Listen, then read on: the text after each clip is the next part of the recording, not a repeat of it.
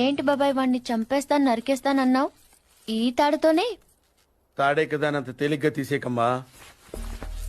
అది ఇక్కడ కడితే మొలతాడు, ఇక్కడ కడితే ఉరితాడు, ఇక్కడ కడితే కాసితాడు. మరి అక్కడ కడితే పడతాడు.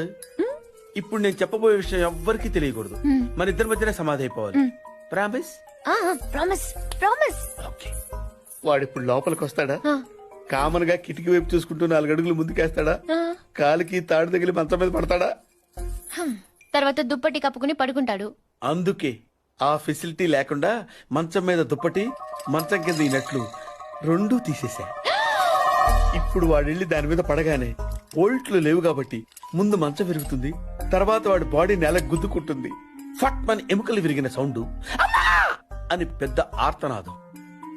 ట్రాక్టర్ వెళ్తుంది, డాక్టర్ వస్తాడు, నడుం విరిగిందని చెప్తాడు.